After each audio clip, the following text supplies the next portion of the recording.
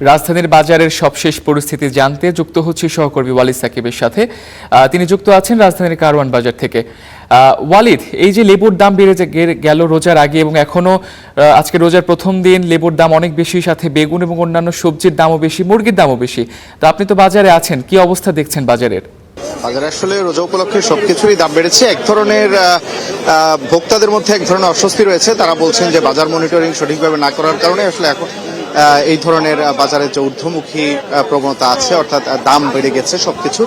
লেবুর হালির দামের কথা বলছিলেন। লেবুর হালি সকালে আমরা 60 টাকা থেকে 200 টাকা পর্যন্ত লেবুর হালির দাম দেখেছিলাম। আমরা এখন রাজধানীর কারওয়ান বাজারে আছি। এখন ঠিক আসলে ইফতারের আগ মুহূর্তে, তো এখানে আসলে ক্রেতাদের আসলে ভিড় অনেক বেড়েছে।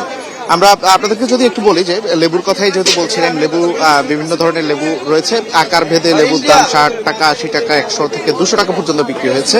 তবে সকালে যে দাম আমরা দেখেছিলাম কারওয়ান বাজারে, সেখান থেকে মনে হচ্ছে যে কিছুটা লেবুর দাম কিছুটা কমেছে। অর্থাৎ সকালে যেই লেবু 120 টাকা, 30 টাকা বা 150 টাকা করে বিক্রি করেছে, সেটি 100 টাকা করে, সে আকারের লেবু আসলে 100 টাকা করে এখন বিক্রি হচ্ছে।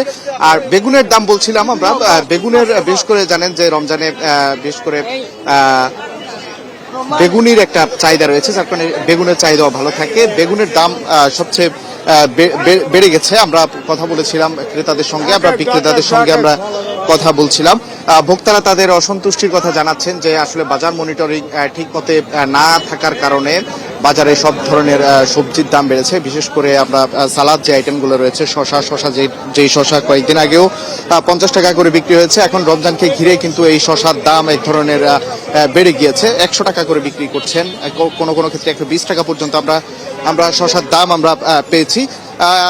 আমরা কারওয়ান বাজারে বিভিন্ন ধরনের সবজি দামই দেখেছি, কিন্তু এর মধ্যে আমরা যেটি দেখেছি যে রমজানকে ঘিরে যে পণ্যগুলো চাহিদা বাড়ে, সেগুলোর দাম অস্বাভাবিকভাবে বেড়েছে। ভোক্তারা বাজার তদারকি ঠিকভাবে করতে বলছেন। তামজিদ, সাকিব, আপনাকে অসংখ্য ধন্যবাদ।